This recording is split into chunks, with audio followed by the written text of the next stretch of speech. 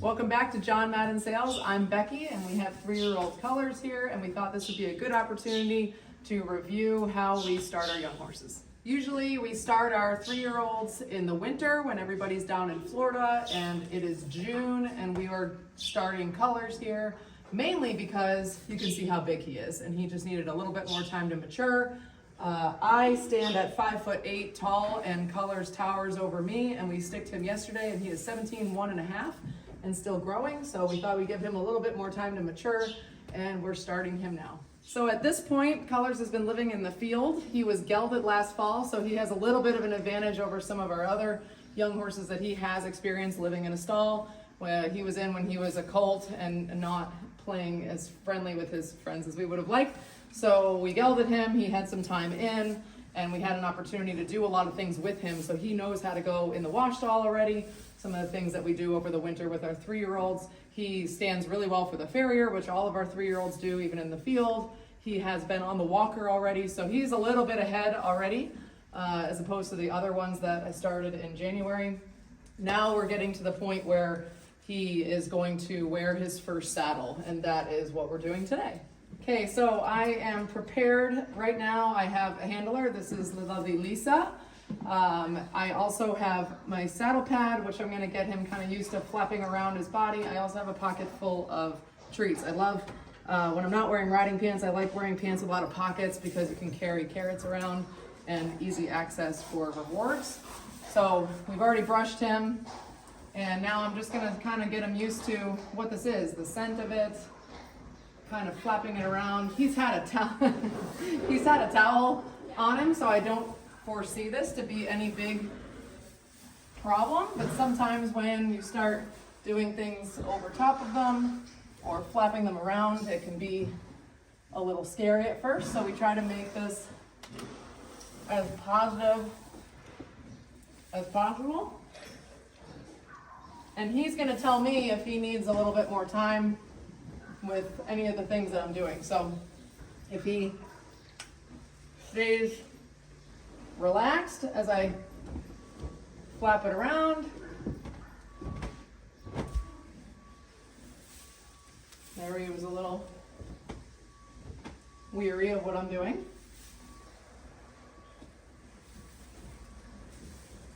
Kind of give him a little reassurance that that isn't a threat, it's just something nice. Use a saddle pad that you don't really care about so much, because it's going to get kind of dirty when you're doing all this.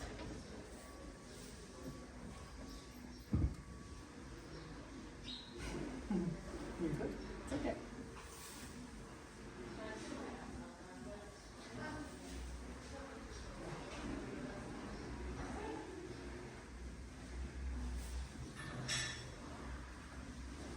Also, it's a good thing to be able to go and do it on both sides. I know we do most of our work on the left side, but we want to make sure we don't neglect letting them see things off the right side, since they see monocular out their left eye and their right eye.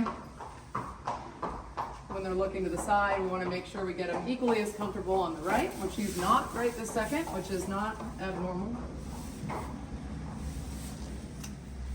Typically, because we do stuff on the left, the horses are generally going to be a little bit better handling from the left side. So I think it's always important, especially with young ones, to give them a good base of doing things from the right.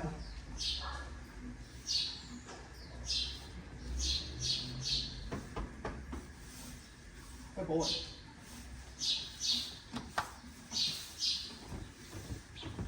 Oh, that's nice, isn't it? Nothing saying you can't put the saddle pad on their head, huh?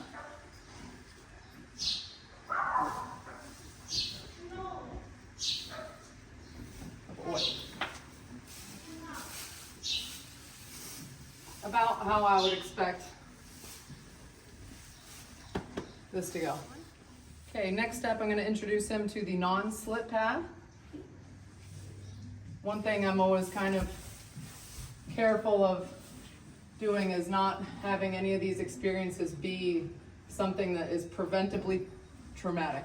So a saddle slipping off when you're working them because you didn't tighten the girth too much or didn't take some precaution to make sure it didn't slip, that can really hinder the starting of a horse. So having a non-slip pad there is probably a good idea.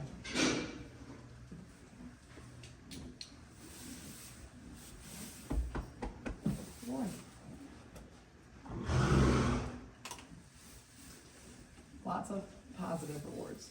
Okay, so I have a second non-slip pad, and this is going to be for the half pad. So this is going to go on over top of this pad. Another precaution, we do this when we jump horses, so the half pad does not slip. He hasn't seemed super bothered about this process yet.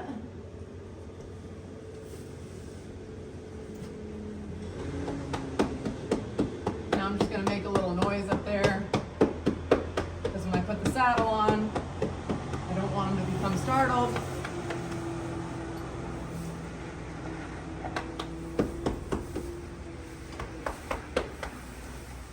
Go to the other side and make some noises.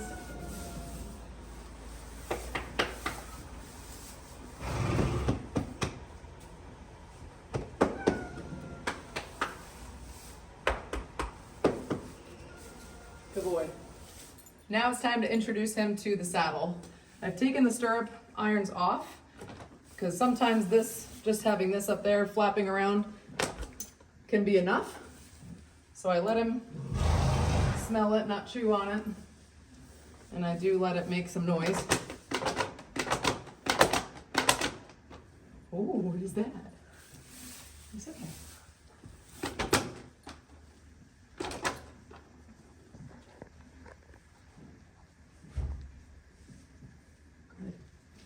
Good.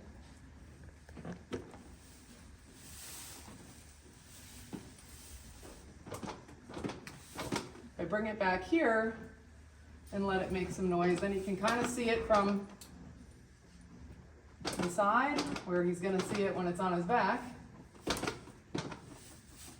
boy.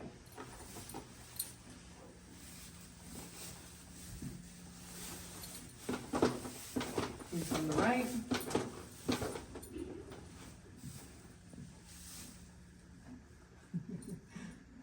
If I don't look at it, it's not there. Good.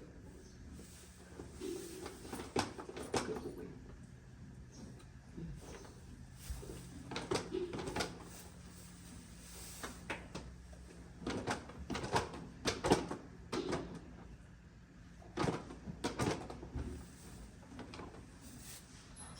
Yeah. Okay. Now, I don't want him to be fearful when I put it on. It's normal for him to be a little cautious, but I don't want him to be afraid when I go to put it on. So just keep giving him some good rubs.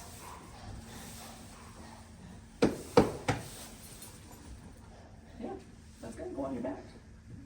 You just wait until I sit on there.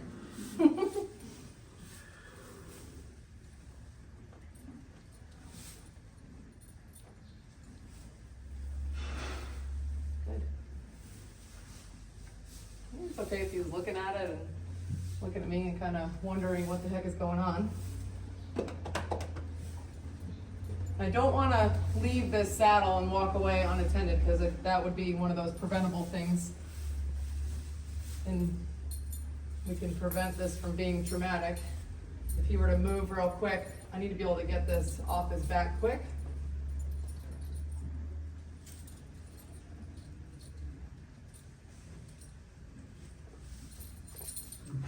So when I go to put the girth on, I'll rub his belly a little bit, put a little pressure there. Another thing I didn't mention is we're doing this in a stall, and that is just a little bit more comfortable, I feel like, for them than putting them in a grooming stall where other stuff is happening. I think doing it in a stall first is a little bit nicer, more comfortable for them. You okay?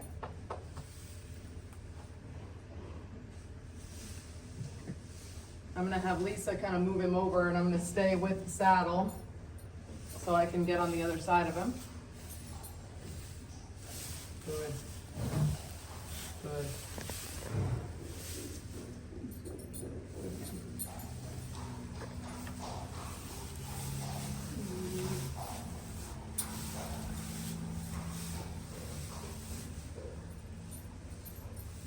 Made sure that the girth was quite long so it doesn't put that much pressure on right away.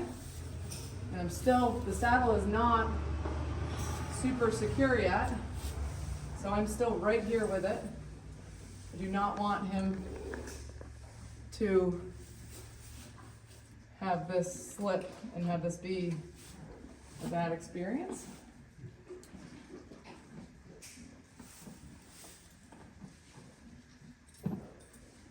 And I'm gonna give him a treat,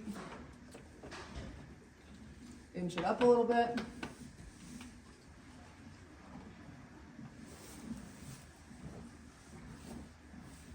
Hey, bud. Good man.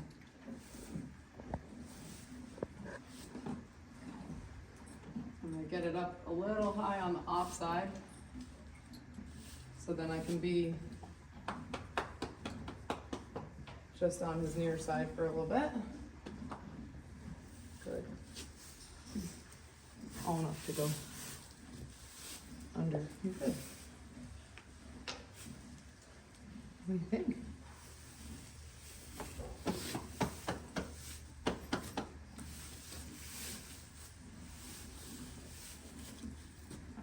And then we just slowly, I go up a hole, he gets the treat. And let him live there for a minute. Yep. Try to make it a positive experience when we're tightening his belt. Yeah, good man. Now I feel comfortable, this tightness of the girth right now, that the saddle is not going to slip if he does something silly. I'm going to step away for a second and leave him with Lisa and see if he wants to move a little bit.